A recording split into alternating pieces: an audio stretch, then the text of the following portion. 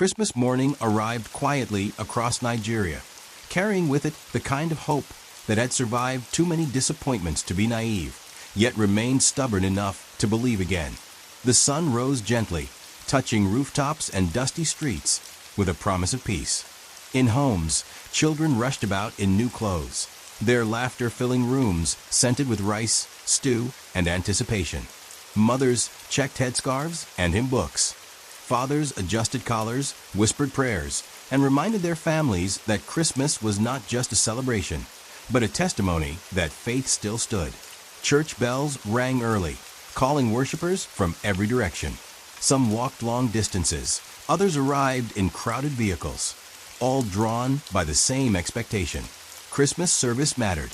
It was the one day many believed heaven leaned closer to earth. Churches filled quickly. Seats vanished. Latecomers stood near doors or gathered outside, listening through open windows, determined not to miss the blessing of the day. Inside one particular church near the nation's capital, voices rose in song. The choir sang of angels and peace, of a Savior born to redeem the world. Hands clapped softly, then louder. Smiles passed between strangers who, for a few hours, felt like family. A mother lifted her toddler onto her hip. An elderly man closed his eyes, tears slipping down his cheeks as he remembered Christmases past. Everything felt right.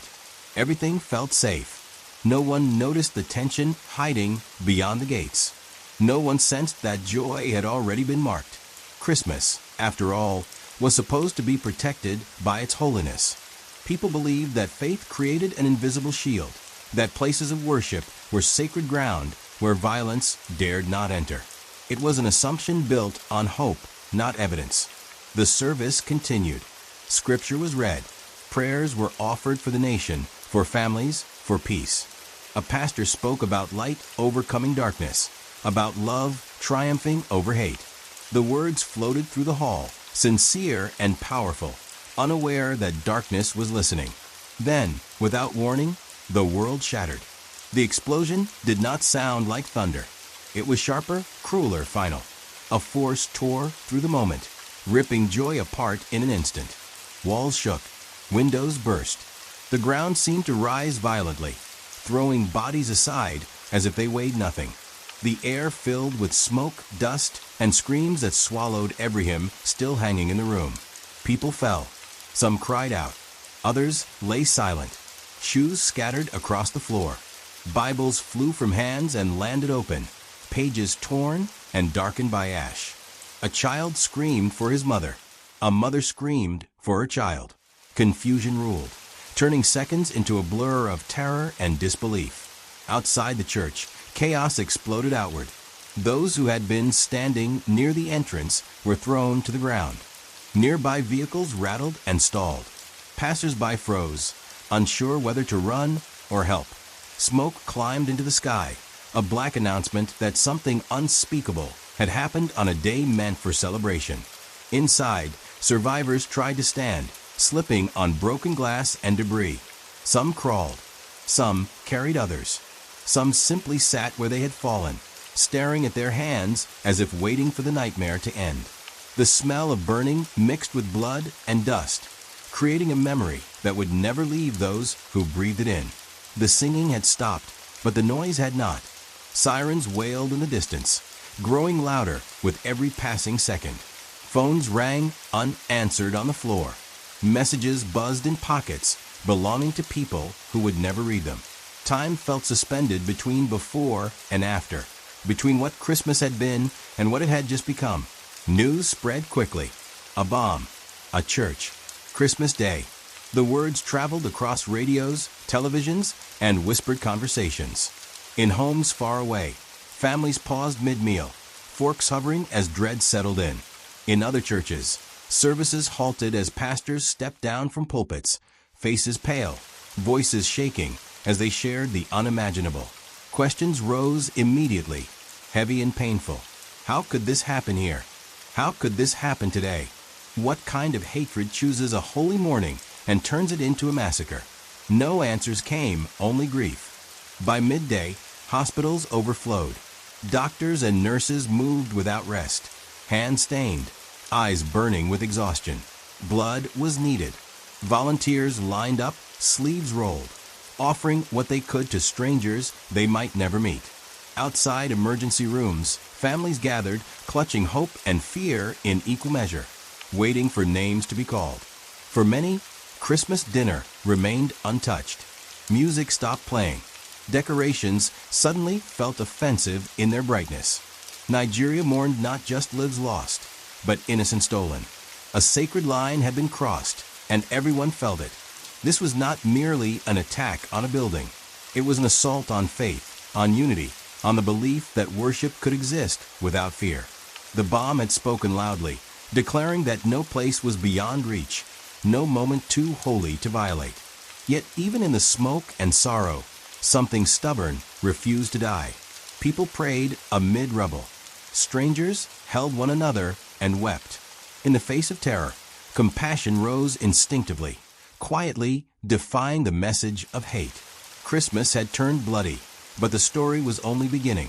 What followed would test the nation's soul, challenge its faith, and redefine what it meant to hope in the shadow of violence.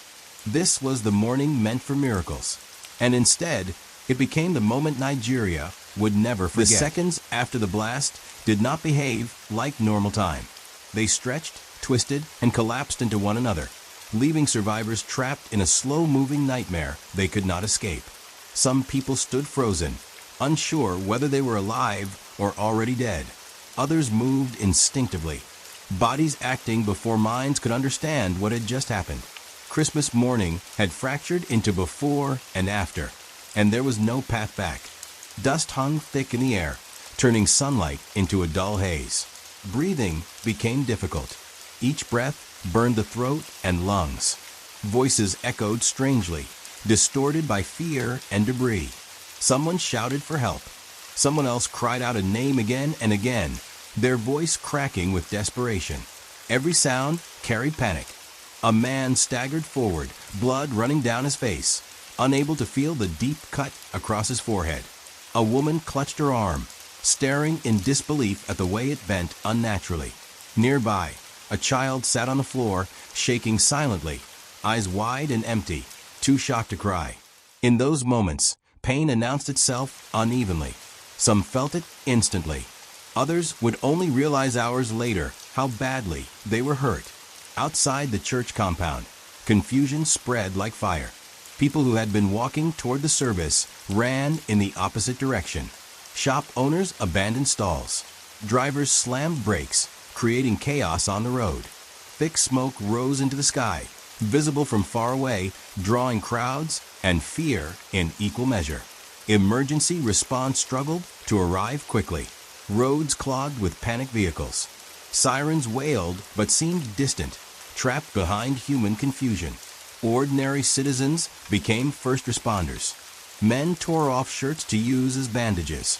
Women poured water, prayed loudly, and tried to comfort the wounded. Strangers worked together without instruction, united by shock and humanity. Inside the church hall, the scene was unbearable. Broken chairs lay scattered like fallen soldiers. The altar area was unrecognizable. Decorations meant to celebrate Christ's birth were shredded, hanging limply amid wreckage. Blood marked the floor in places where people had fallen and not risen again. Some survivors tried to help those who were still. They shook shoulders gently at first, then harder, calling names, begging for signs of life. In too many cases, there was none. Silence answered them, heavy and final. Tears flowed freely, unchecked, mixing with dust and sweat. Phones finally found networks. Calls went through. Messages were sent. Are you safe? Where are you? Please answer. In living rooms miles away, families stared at screens, hearts pounding, refreshing news feeds that offered little comfort and too much horror. As ambulances began to arrive, reality became unavoidable. This was not an accident. This was not a mistake. This was an intentional act of violence carried out with precision and hatred. The realization deepened the pain, adding anger to grief. At hospitals, doctors quickly understood the scale of what they were facing. Stretchers filled corridors. Emergency rooms overflowed. Medical staff worked relentlessly, triaging patients with heartbreaking speed. Decisions had to be made about who could wait and who could not. These choices would haunt them long after Christmas ended. Religious leaders arrived, their faces etched with disbelief. They prayed beside hospital beds, whispered words of comfort to families, and struggled to make sense of what had happened to a place meant for worship. Faith leaders from different backgrounds stood together, united in condemnation and sorrow. Across Nigeria, the news hardened into confirmation. A bomb had exploded at a church during Christmas service. Death toll numbers changed by the hour, climbing slowly, cruelly. Each increase represented a life, a family, a future erased. Social media flooded with reactions.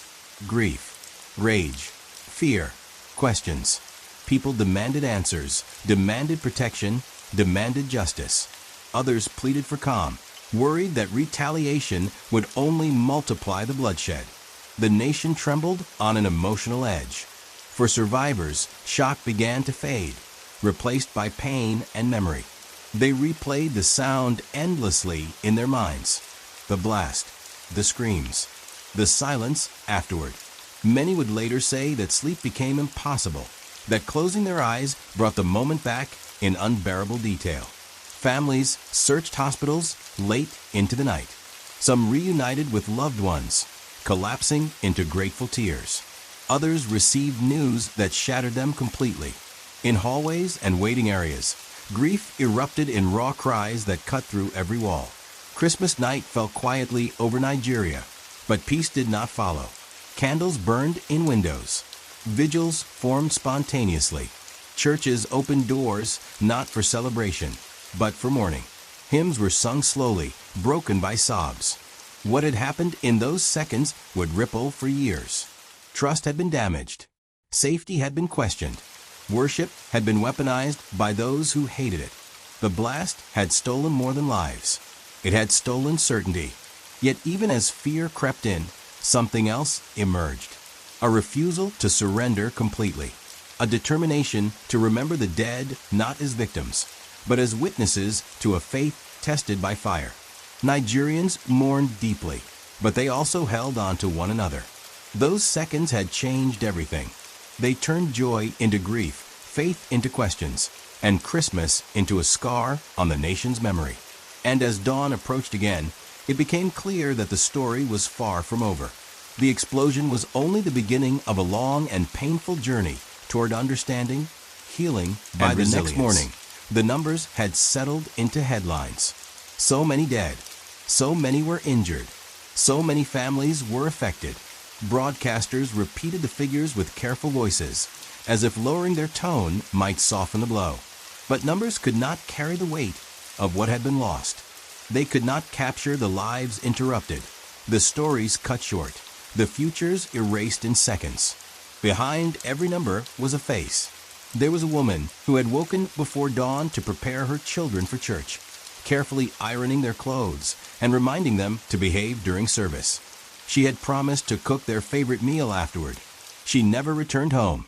Her children would wait for her at the door until evening, not understanding why Christmas had gone silent. There was an elderly man who had attended that church for decades, rarely missing a Christmas service. He arrived early, as always, carrying the same worn Bible he had used since his youth. He believed deeply that finishing the year in God's house guaranteed blessings for the next. His Bible was later found among the debris, pages torn, his name written neatly inside the cover. There was a young woman who had survived hardship after hardship and saw Christmas as a reward for endurance. She stood near the back, singing softly, eyes closed, hands raised. Friends would later say she loved worship more than anything. In the hospital, they searched room after room before finding her name on a list they had hoped never to read. These were not strangers to someone. They were mothers, fathers, siblings, friends, co-workers, mentors. Their absence created spaces that could not be filled. Chairs at dining tables remained empty. Phones stayed silent. Laughter vanished from familiar places. At hospitals, the emotional toll deepened. Survivors lay on beds, bandaged and exhausted. replaying the moment over and over. Some cried openly. Others stared at the ceiling, numb, unable to process how close they had come to death. Doctors spoke gently, choosing words carefully, knowing that physical wounds were only part of the damage. Families moved from ward to ward, clutching pieces of paper with names scribbled on them. Each doorway brought fear. Each pause from a nurse made hearts race. When answers came, they came in two forms: relief or devastation. Both left people shaking. In one waiting area, a man collapsed to the floor after hearing confirmation that his wife was gone. He did not scream. He simply sank, hands trembling, eyes fixed on nothing. Strangers gathered around him, offering water, murmuring prayers, standing guard as grief consumed him completely. In another corner, a teenage boy learned that his parents would not be coming home. He had attended the service reluctantly, choosing to stay back with friends instead. Guilt wrapped around him instantly, heavy and cruel. For years, he would wonder what might have changed if he had gone with them. As the day progressed, bodies were identified. Mortuaries filled quickly. Officials worked methodically, trying to bring order to the chaos of loss. But no system could organize sorrow. Families cried openly. Some argued in disbelief. Others sat quietly, stunned beyond tears. The nation watched these scenes unfold on screens large and small. People recognized familiar faces. Some saw neighbors. Others saw relatives of friends. The tragedy shrank the country emotionally, reminding everyone how closely connected they truly were. Religious leaders urged calm and unity. They reminded people that violence thrived on division. Messages of peace circulated, even as anger simmered beneath the surface. Many struggled to reconcile forgiveness with the brutality they had witnessed. In homes across Nigeria, parents held their children closer that night. Conversations were hushed. Laughter felt inappropriate. Questions hung in the air. Was anywhere safe? Could worship continue without fear? What kind of world allowed such cruelty on a sacred day? For those who survived the blast, survivors' guilt began to emerge. Why them? Why not the person standing beside them? Some avoided mirrors, unable to recognize the person staring back. Others refused to return to church. The sound of singing now linked to terror. Counselors and volunteers stepped forward, offering support. Hotlines were set up. Churches opened doors for prayer and counseling. Yet healing felt distant. Trauma does not follow schedules. It lingers, waiting for quiet moments to resurface. Funeral plans began quietly, painfully. White garments replaced colorful Christmas clothes. Songs of celebration were swapped for hymns of farewell. Each burial marked another reminder that the attack had permanent consequences. The dead were mourned publicly and privately. Names were read aloud. Candles were lit. Stories were shared. People refused to let the victims become mere footnotes in history. Remembering them felt like an act of resistance. This tragedy had faces, voices, and memories. It was not an abstract event. It was deeply personal, cutting into the fabric of families and communities. The bomb had taken lives, but it had also exposed how fragile and precious those lives were. As Nigeria grieved, one truth became undeniable. Healing would require more than time. It would require justice, accountability, and a renewed commitment to protect what mattered most. Christmas would come again, but it would never feel the same. The numbers would eventually fade from headlines. The faces would not. They would live on in memories, in empty seats, in whispered prayers. And as the nation prepared for what came next, it carried the weight of every life lost, determined not to forget the people behind the numbers. Nigeria did not wake up the same after the blast. Morning came, but it carried a heaviness that pressed down on the entire country. Radios switched from music to solemn voices. Television screens showed images no one wanted to see, but could not look away from. Newspapers carried black headlines, each word soaked in grief. Christmas had passed, yet celebration felt distant, almost offensive, in the face of what had happened. Across cities and villages, people spoke in lower tones. Markets opened late. Churches canceled festivities. In some homes, Christmas decorations were quietly taken down, as if joy itself needed to retreat out of respect for the dead. Nigeria was in shock, struggling to understand how a sacred mourning had turned into a national wound. Leaders addressed the nation with serious expressions and carefully chosen words. Condolences were offered. Condemnations were made. Promises of investigation and justice were repeated. Flags were lowered. Official statements called for calm and unity, urging citizens not to allow grief to become division. Yet, beyond the microphones and cameras, ordinary people asked harder questions. How had this happened? Why was a place of worship not protected? Would it happen again? Security forces increased their presence around churches, markets, and public spaces. Armed officers stood at gates where ushers once smiled freely. Worshippers approaching services did so cautiously, scanning surroundings before stepping inside. Faith had not vanished, but fear had learned how to walk beside it. Social media became a battleground of emotion. Videos from the scene circulated widely, shared with shock and outrage. Some users demanded accountability, accusing authorities of negligence. Others warned against spreading unverified information, fearing panic and retaliation. Hashtags calling for justice trended alongside pleas for peace. Religious leaders from across the country spoke out. Christian leaders mourned the dead and called for prayer. Muslim leaders condemned the violence, emphasizing that such acts violated every moral and spiritual teaching. Interfaith messages of solidarity emerged, reminding Nigerians that terror sought to divide them, not represent them. In many communities, spontaneous prayer vigils formed. Candles flickered in the night as names of the dead were read aloud. People stood shoulder to shoulder, united by grief rather than creed. Tears flowed freely. Songs were sung softly, voices breaking under the weight of loss. But beneath the unity, anger simmered. For years, Nigerians had endured violence, kidnappings, bombings, and insecurity. This attack reopened old wounds and frustrations. Many asked how many more tragedies were required before meaningful change would come. Christmas, of all days, felt like a cruel final insult. Parents worried openly for their children. Pastors debated whether to continue large gatherings. Schools discussed safety. Conversations that once focused on hope and progress now circled around survival and caution. The blast had reshaped national priorities overnight. In the capital and beyond, memorials appeared. Flowers were laid near church gates. Handwritten notes expressed sorrow, prayers, and disbelief. Some messages were angry, others forgiving, all united by pain.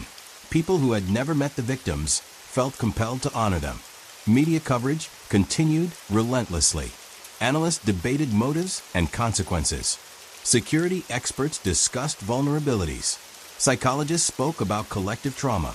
The story dominated every channel, reminding viewers repeatedly that this was not an isolated incident, but part of a larger struggle facing the nation. For survivors, public attention was both comforting and overwhelming.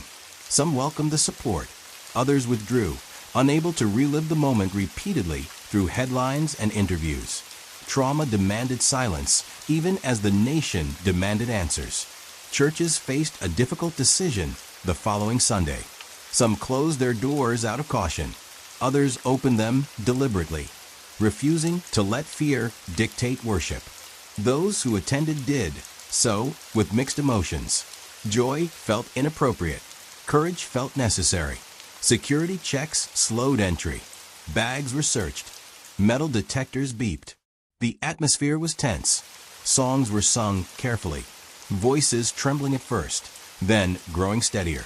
Sermons focused on endurance, faith, and the promise that darkness does not have the final word. In mosques, prayers were offered for peace and protection. Leaders emphasized compassion and unity, warning against hatred and blame. Nigeria's religious diversity, often strained, found rare moments of harmony in shared mourning. Yet even as unity appeared, the psychological impact deepened. Nightmares became common. Loud noises triggered panic. Crowded spaces felt threatening. The blast had planted fear in everyday life, and removing it would not be easy. Children asked questions adults struggled to answer. Why would someone kill people praying? Why would God allow it? Parents responded with honesty mixed with reassurance, aware that the answers might shape how the next generation viewed faith and safety. International reactions followed. Messages of condolence arrived from abroad. The world expressed sympathy, but Nigerians knew that sympathy alone would not heal the wound. The pain was local, personal, and enduring. As days passed, Christmas faded on the calendar, but the tragedy refused to fade from memory. Nigeria stood at a crossroads, caught between grief and determination. The nation had been shaken, but it had not collapsed. The shock of the attack forced uncomfortable truths into the open. Safety could no longer be assumed. Faith could no longer be practiced without awareness. Yet despite fear and anger, something stronger persisted. Nigeria was hurting, but it was still standing. The bomb had stolen lives, shattered peace, and stained a sacred day. It had not stolen the country's will to endure. In the quiet resolve of its people, a new chapter was beginning, one shaped by loss, vigilance, and an unyielding refusal Violence to is surrender. never Random. Every act of terror is designed to speak, to send a message louder than words, clearer than speeches. The bomb that exploded on Christmas morning was not only meant to kill bodies, it was meant to infect minds. It carried an intention carefully shaped by hatred, fear, and calculation. Long after the smoke cleared, that message lingered, whispering into the consciousness of a wounded nation. The message was simple and cruel. You are not safe. It declared that even holy ground could be violated, that prayer offered no protection, that faith itself could be punished. By choosing Christmas Day, the attackers aimed directly at the heart of belief. This was not just an attack on people, but on meaning, on hope, on the idea that goodness still held authority. For many Nigerians, this realization cut deeply. Churches had always been places of refuge, spaces where burdens were laid down and strength was renewed. To see such a place turned into a site of death shook assumptions that had stood for generations. If worship could be targeted, then nowhere felt truly secure. The timing was deliberate. Christmas symbolizes peace, sacrifice, and new beginnings. It represents light entering darkness. To strike on that day was to attempt to rewrite the story, to say that darkness was stronger, that fear could overpower faith. The attackers wanted believers to associate worship with danger, to hesitate before gathering, to doubt whether devotion was worth the risk. And for a moment, the message seemed to work. Attendance dropped in some churches. People looked over their shoulders during prayers. Parents debated whether to bring children along. Worshippers scanned exits, alert to every unfamiliar face. The joy that once flowed freely now shared space with suspicion. But terror never tells the whole truth. It exaggerates its power and underestimates the human spirit. What the bomb tried to erase, it instead exposed. The depth of resilience embedded in ordinary Nigerians. Across the country, voices rose in defiance. Pastors preached courage. Imams preached peace. Community leaders called for unity. People reminded one another that fear thrives only when allowed to rule. Slowly, carefully, worship resumed. Not without pain, not without memory, but with determination. The attackers had hoped to divide Nigerians along religious lines. They wanted retaliation, chaos, and mistrust. Yet something unexpected happened. Christian and Muslim leaders stood together publicly, condemning the violence and rejecting any attempt to claim spiritual justification. Ordinary citizens echoed the message. This was not a religious war. This was an assault on humanity. Still, anger burned beneath the surface. Many asked why such groups continued to operate, why warnings seemed ignored, why security often arrived after tragedy rather than before. The bomb reignited long-standing frustrations with governance, protection, and accountability. Debates grew heated. Some demanded military responses. Others warned that force alone would only deepen cycles of violence. Analysts dissected motives and strategies, trying to understand the ideology that could justify killing worshippers on Christmas morning. Understanding, however, did not lessen the pain. In private moments, fear returned. Nighttime prayers carried a different tone. People asked God not only for blessings, but for safety. Faith shifted subtly, becoming both a comfort and a challenge. Believers were forced to confront uncomfortable questions about suffering, evil, and endurance. Yet within those questions, something profound emerged. Faith, stripped of comfort, revealed its core. For many, belief became less about celebration and more about conviction.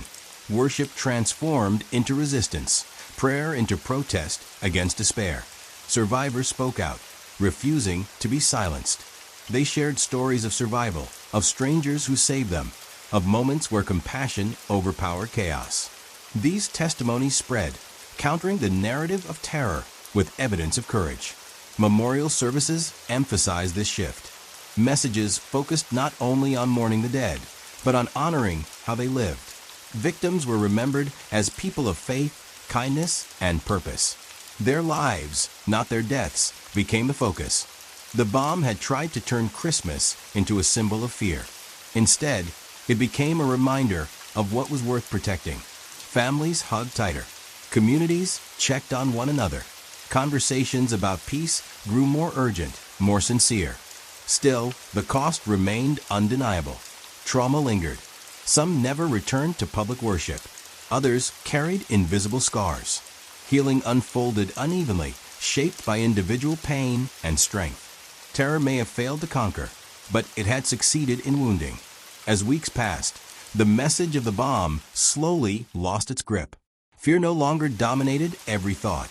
Life resumed cautiously. Laughter returned in small doses. The country adapted, as it always had, learning to live alongside danger without surrendering identity. The true message of that Christmas attack was not the one the bomb intended to send. It was rewritten by the people who endured it. Nigerians refused to be reduced to victims alone.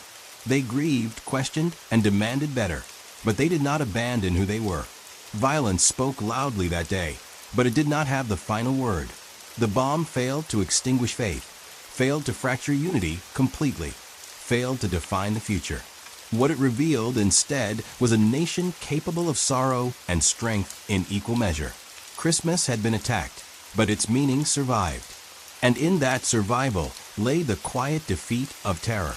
The message meant to silence instead awakened resolve, proving that even in blood and brokenness, hope could still stand. In the days that followed the attack, the loudest questions did not come from news anchors or analysts. They came from children. Small voices, fragile yet persistent, asked questions that adults struggled to answer.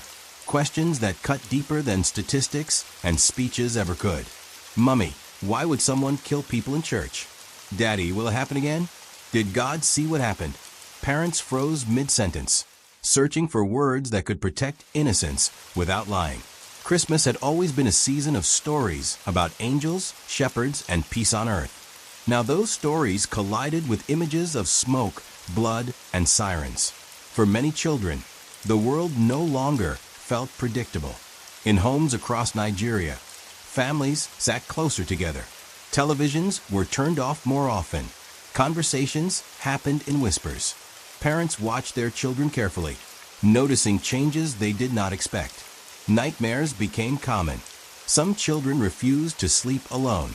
Others startled at loud noises, clinging tightly to familiar arms.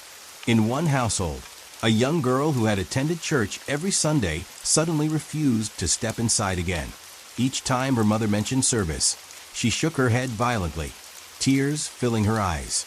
"It's not safe," she said, repeating words she had overheard from adults. Fear had learned a new language, and children were fluent in it.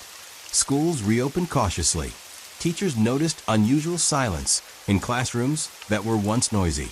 Lessons were interrupted by distant sirens or sudden bangs, each sound sending ripples of anxiety through young minds. Guidance counselors tried to help, but many were overwhelmed themselves. Children asked about death in ways they never had before. They asked where people went when they died, They asked whether heaven was real. They asked whether God could be trusted. These questions revealed a deeper wound, the loss of certainty. For parents of children who lost relatives, the burden was heavier. How do you explain that a grandmother will never return? How do you tell a child that a father went to church and did not come home? Words felt insufficient, fragile against such permanent absence. Some parents chose honesty. They spoke about evil and choice, about the brokenness of the world. Others focused on reassurance, emphasizing safety and love. Many combined both approaches, hoping that time would soften the sharpest edges of fear. Faith, once taught through songs and celebrations, now had to be explained through suffering. Parents prayed with their children more intentionally, not just before meals, but before sleep, before school, before stepping outside. Prayer became a shield, emotional as much as spiritual. In churches, children's programs were redesigned. Teachers avoided graphic details and focused on comfort, emphasizing that God remained present even in pain. Drawings replaced words. Children expressed fear through crayon images of dark clouds, broken buildings, and crying figures. Slowly, brighter colors began to return. Some children reacted differently. They asked fewer questions and spoke less. Parents worried about silence more than tears. Trauma does not always shout. Sometimes it whispers. Professionals warned families to watch for changes in behavior, knowing that unspoken fear could settle deep. Community groups stepped in to help. Volunteers organized activities meant to restore a sense of normalcy. Games were played. Stories were shared. Laughter, hesitant at first, gradually returned. Healing was uneven, but it was happening. Still, Christmas traditions felt altered. Songs that once sounded joyful now carried weight. Nativity stories were told with careful tone. The idea of peace on earth felt fragile, aspirational rather than guaranteed. For many children, the attack became a defining memory. Years later, they would remember exactly where they were when they heard the news. They would remember the look on their parents' faces. They would remember fear entering their world for the first time. Parents worried about what kind of adults these children would become. Would they grow up suspicious and guarded, or compassionate and determined to build a safer future? The answers remained unknown, shaped by how communities responded now. Amid fear, there were moments of remarkable resilience. Children wrote letters to victims' families. They prayed openly, asking God to protect everyone. Some expressed a desire to help others, even at a young age. Compassion, it seemed, could grow alongside pain. Counselors emphasized that children needed space to ask questions without judgment. There were no wrong questions, only honest ones. Healing required patience, listening, and reassurance repeated many times. As weeks passed, routine slowly returned. School bells rang again. Homework resumed. Life insisted on moving forward. Yet something fundamental had changed. Childhood innocence, once assumed to be permanent, revealed itself as fragile. The bomb had stolen more than lives. It had reached into homes and classrooms, reshaping how children understood the world. Its impact would echo for years, influencing how trust, faith, and safety were defined. But children are also teachers. In their questions lay the possibility of deeper understanding. In their fear lay the opportunity for greater care. And in their resilience lay hope that the future could still be different. Nigeria listened to its children and felt the weight of responsibility. Protecting the next generation became more urgent than ever. Because if healing could begin with them, then perhaps the story of that bloody Christmas would not end in fear, but in wisdom and resolve. The first Sunday after the attack arrived with uncertainty hanging heavy in the air. For many Nigerians, the question was no longer what had happened, but what to do next. Should churches open their doors again so soon? Was returning an act of courage or unnecessary risk? Faith, once expressed freely, now demanded a decision. Some people stayed home. They prayed quietly in living rooms, watching services through screens or reading scriptures alone. Fear told them that absence was wisdom, that safety mattered more than ritual. Others felt an opposing pull, a conviction that retreat would give terror exactly what it wanted. They believed that worship, even when dangerous, was an act of defiance. Church leaders met behind closed doors. Security plans were discussed alongside sermon themes. Ushers were retrained. Emergency procedures were outlined. For the first time, pastoral meetings included conversations about bomb threats and evacuation routes. The sacred and the strategic collided in uncomfortable ways. On Sunday morning, churches that opened did so cautiously. Gates were guarded. Bags were searched. Metal detectors beeped. Armed security stood where smiling volunteers once welcomed worshipers. The atmosphere felt tense, unfamiliar, stripped of ease. As congregants arrived, eyes scanned faces and surroundings.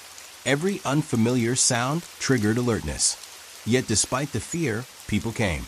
They came slowly, hesitantly, but they came. Some held hands tightly. Others whispered prayers under their breath before stepping inside. Inside the sanctuaries, silence lingered longer than usual. Songs began softly, almost trembling. Voices cracked. Tears flowed openly. The joy that once defined worship had been replaced by something heavier, more fragile, yet deeply sincere. Sermons shifted in tone. Pastors spoke less about prosperity and more about perseverance. Scriptures about endurance, courage, and light in darkness took center stage. Words were chosen carefully, aware that listeners were wounded and wary. One pastor paused mid-sermon, his voice breaking as he acknowledged the fear in the room. "It is okay to be afraid," he said, "but we must decide whether fear will lead us or whether faith will." His honesty resonated more deeply than polished optimism ever could. In some churches, moments of silence replaced loud praise. Names of the deceased were read aloud. Candles were lit. Congregations stood together, mourning collectively. Worship became remembrance. Outside church walls, similar scenes unfolded in mosques. Prayers for peace intensified. Leaders condemned violence unequivocally, emphasizing that no faith justified murder. The shared grief created fragile bridges between communities often divided by suspicion. Not everyone returned immediately. Some needed time. Trauma does not heal on command. Counselors encourage patience, reminding communities that faith expresses itself differently in pain. Staying home did not mean abandoning belief. Yet for those who returned, the experience was transformative. Worship no longer felt routine. Every song carried weight. Every prayer felt urgent. Faith had been stripped of comfort and left with conviction. Security incidents elsewhere in the country kept nerves raw. False alarms caused panic. Rumors spread quickly. Each new report reopened wounds, reinforcing the sense that danger was ongoing. Still, attendance slowly grew. Fear did not vanish, but it loosened its grip. Familiar faces returned. Children's laughter cautiously re-entered church halls. Trust, though bruised, began to rebuild. Some worshipers testified publicly about their decision to return. They spoke of trembling legs and racing hearts, of praying through fear, of choosing presence over absence.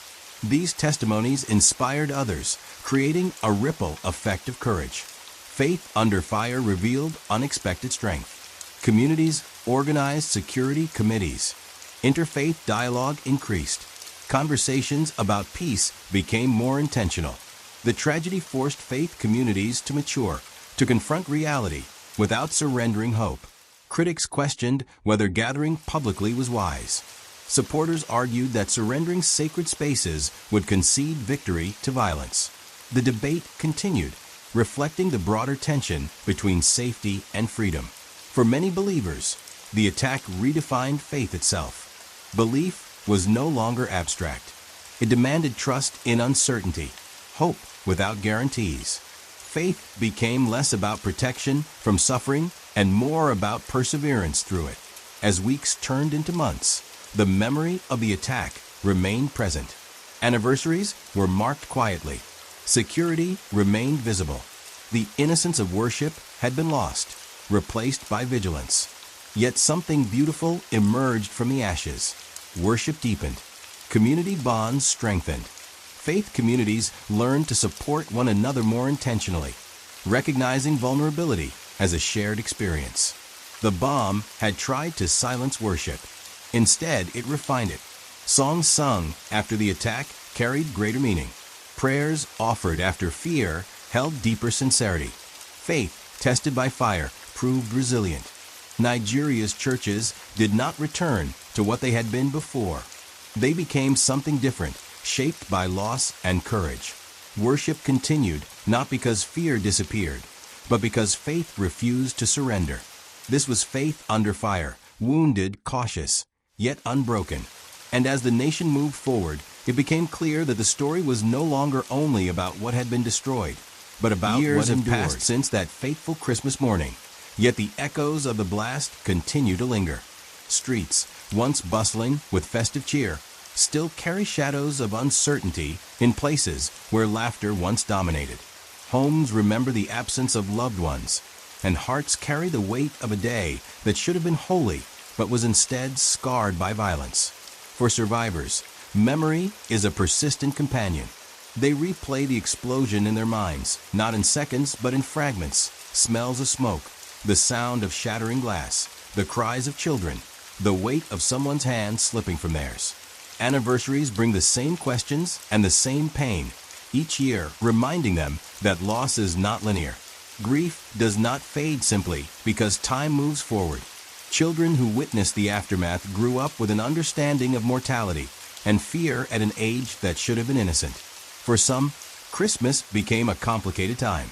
Gifts and songs were overshadowed by remembrance. Decorations were strung with hesitation. In many homes, prayers included not just thanksgiving, but protection against a world that had proven cruel. Adults carry invisible scars as well. Survivors of the blast often speak of a persistent tension in crowded spaces, a heightened awareness of exits and people around them. Fear can appear in unexpected moments, a sudden noise, a crowded market, a loud celebration. Even decades later, the body remembers before the mind does. The nation itself remembers. Annual memorials occur quietly, solemnly, with candles and prayer. Families visit graves and sites of tragedy. Church services include moments of reflection. Newspapers run stories commemorating the event, reminding everyone that history cannot be ignored. Across Nigeria, the day is no longer merely a holiday. It is a marker of resilience and collective sorrow. Some communities have erected permanent memorials near affected churches. Plaques list names. Flowers bloom perpetually. Every detail is designed to honor those who were lost and to remind the living that courage and compassion can survive even the darkest events. Schools include lessons in civic responsibility and awareness, teaching children about safety without inciting fear. Psychologists and counselors continue to work with those affected, recognizing that trauma can surface years later. Holidays are particularly challenging. Survivors report vivid dreams, anxiety, and occasional avoidance of gatherings. Families support one another, creating spaces for conversation and remembrance. Faith leaders emphasize resilience, reminding congregants that remembering is not the same as being trapped by the past. The attack also shaped public consciousness. Discussions about security, terrorism, and preparedness remain active. Policies and emergency protocols were adjusted, and awareness campaigns are now part of civic life. Communities learned, painfully, that vigilance is necessary, but that vigilance need not erase compassion or joy. In homes across Nigeria, the legacy of that Christmas manifests in stories told to younger generations. Parents speak carefully about courage and humanity. They share memories of loved ones who were lost, emphasizing their virtues rather than the violence that ended their lives. In this way, the dead continue to teach, and their legacy lives beyond the tragedy. Yet the emotional impact cannot be denied. Many survivors continue to grapple with the randomness of loss, the senselessness of violence. Questions remain about why it happened, why certain lives were taken and others spared. Faith is sometimes tested again in subtle ways, but the experience has also deepened conviction and empathy. Anniversaries are moments of both sorrow and reflection. Families gather for prayer, community groups host memorials, and young adults, who were children at the time, are encouraged to participate. The event, once a single moment of terror, has transformed into a ritual of remembrance and resilience. For the nation, that bloody Christmas serves as a reminder that peace is fragile, that security cannot be assumed, and that the human spirit is resilient. Communities have become tighter, neighbors more vigilant, and faith more intentional. The day marks not only loss, but the ongoing commitment to hope and unity. Even as Nigeria moves forward, new generations hear the story and feel its weight. History is preserved not only in news archives, but in hearts, conversations, and collective memory. Christmas carries dual meanings now: the joy of celebration and the reminder of lives interrupted, of faith tested, and courage proven. The blast may have shattered buildings, hearts, and assumptions, but it did not shatter identity. Survivors and communities continue to define themselves not by the violence they endured, but by the resilience, compassion, and unity they display in its aftermath. The story of that Christmas is a permanent thread in Nigeria's tapestry, a reminder that trauma leaves scars, but also creates depth, empathy, and determination. The blood spilled that Christmas morning marked the ground, the walls, and the hearts of countless Nigerians. Yet some things could not be erased, no matter the violence inflicted.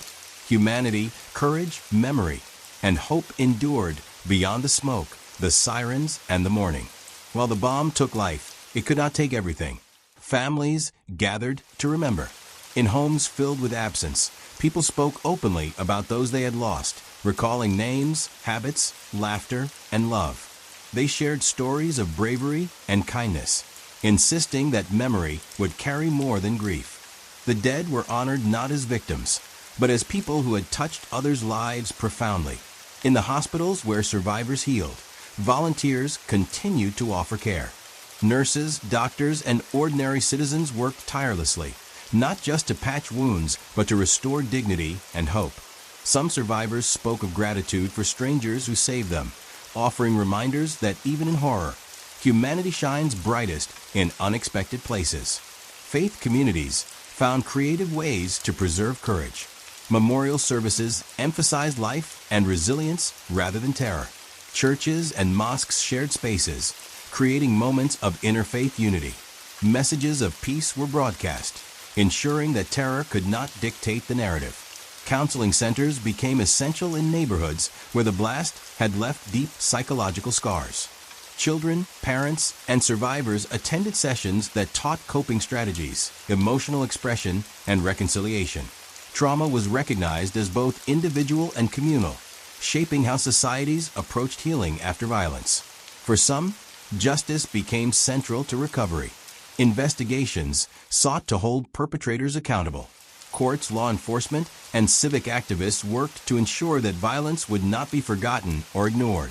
While legal processes could not restore the lives lost, they provided a framework for moral closure and accountability.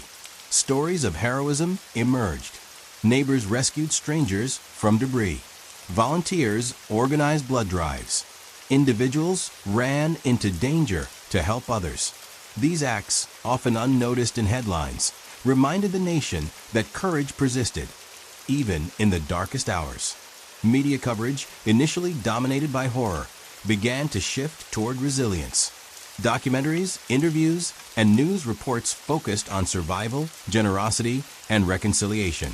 People shared messages that celebrated endurance, emphasizing that the human spirit cannot be fully destroyed by violence. Education became a tool for prevention and understanding. Schools incorporated discussions about empathy, civic duty, and security awareness. Young people were encouraged to participate in community programs, learning that vigilance must coexist with compassion. Communities also established rituals of remembrance that balanced grief with celebration. Annual gatherings honored victims, while highlighting stories of survival and faith. Candles burned alongside music, prayers, and shared meals.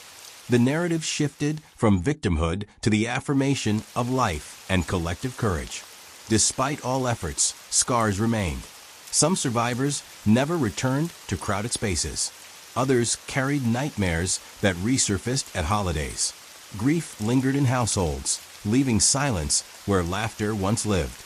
Trauma proved persistent, yet it coexisted with hope.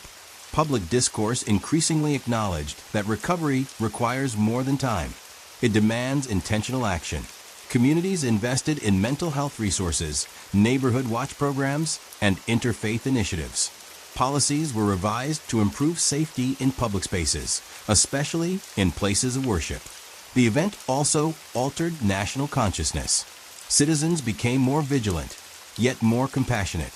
Awareness of shared vulnerability strengthened bonds between neighbors. Fear did not vanish, but it was tempered with mutual support, solidarity, and the determination to preserve humanity even when confronted by inhumanity. Survivors and families carried forward legacies beyond mourning. They established foundations, scholarships, and community projects in memory of those lost. Children grew up with stories of courage intertwined with tragedy, shaping values of empathy, resilience, and responsibility. In every gesture, every story, every act of remembrance, Nigerians demonstrated that the bloodshed could not erase what had been lived, loved, and taught. Violence could destroy bodies and structures, but it could not erase dignity, courage, or the bonds between people. The Christmas blast remained a wound in national memory, but it also became a testimony to endurance.